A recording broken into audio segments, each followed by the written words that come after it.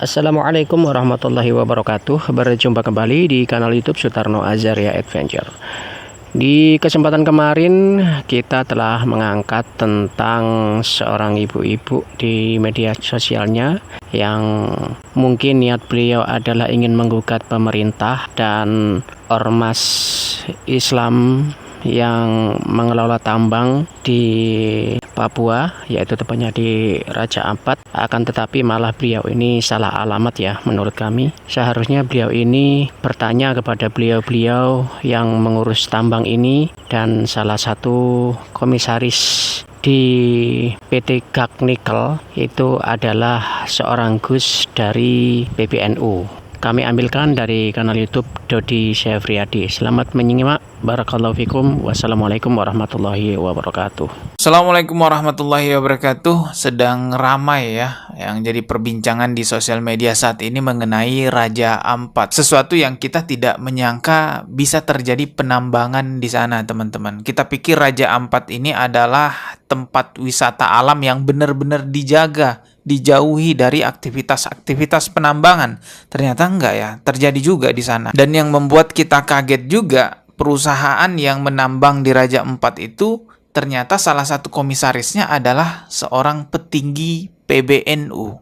Wah, ini yang benar-benar kita juga nggak habis pikir kok bisa petinggi PBNU jadi komisaris di PT tersebut. Coba kita simak dulu video berikut ini biar jelas ya teman-teman. PBNU mingkem aja soal Raja Ampat, ternyata ketuanya ikutan nambang nikel. Jadi gini, nama ketua pengurus besar Nahdlatul Ulama Ahmad Fahru Rozi Ya, Bapak Ahmad Fahru Rozi ini adalah orang yang sempat menegur Kiai Imaduddin ya terkait masalah nasab itu. Oke, kita lanjutkan lagi videonya. lagi rame diomongin nih. Gimana enggak? Nama beliau masuk ke jajaran komisaris PT Gag Nikel. Itu loh salah satu perusahaan yang lagi jadi hujatan karena aktivitas pertambangannya di Raja Ampat. Waduh. Tapi nih si bapak sih ngakunya nggak bawa-bawa nama PBNU ya. Jadi ngakunya tidak bawa-bawa nama PBNU. Beliau klarifikasi juga di akun Instagramnya pas Senin 9 Juni soal isu pertambangan di Raja Ampat. Doi ngerespon kampanye Chef Raja Ampat dari Greenpeace. Gus Fahrur bilang kampanye yang dibikin sama Greenpeace ini udah nimbulin kesalahpahaman di masyarakat. Doi sih alasannya kalau lokasi tambang di Pulau Gak berjarak 40 km dari Piai Nemo alias jauh dari lokasi pariwisata cenah. Dah gitu Doi ngungkit-ngungkit kalau eksplorasi Pulau Gak udah jalan dari 1998 dan izin usaha pertambangannya juga udah ada pas 2017.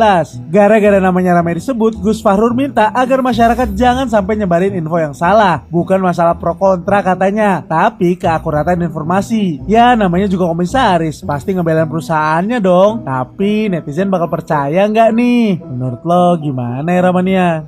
Oh, jadi Gus Fahrur Rozi atau Pak Fahrur Rozi ini beralasan bahwa beliau menjadi komisaris di sana tidak membawa-bawa PBNU. Oh gitu ya. Coba kita lihat komentar-komentarnya ya. Nah ini ada yang komentar nggak bawa PBNU tapi jelas-jelas dia pengurus pusat PBNU lah iya.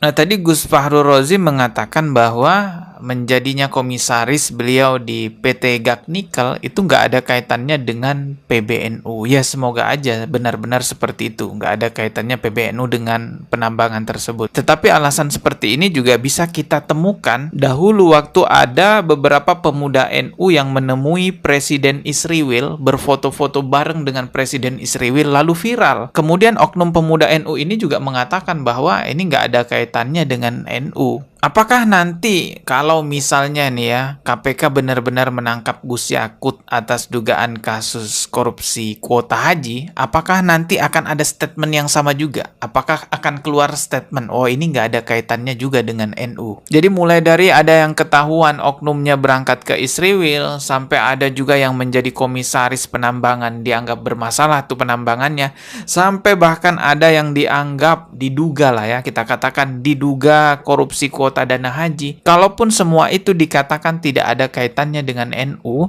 tetapi faktanya nama NU tetap akan jadi buruk. Saya tidak ada maksud menghina organisasinya ya teman-teman. Justru ketika kita mengkritik sesuatu itu menunjukkan kita peduli dengan hal tersebut, makanya kita kritik. Kalau nggak peduli ya udah diemin aja. Sangat disayangkan sekali organisasi yang susah payah didirikan oleh seorang kiai besar dikenal sebagai organisasi yang berperan kemerdekaan Republik Indonesia, tetapi sekarang malah terombang-ambing dengan pemberitaan-pemberitaan buruk dilakukan oleh oknum-oknumnya yang tidak ada henti-hentinya.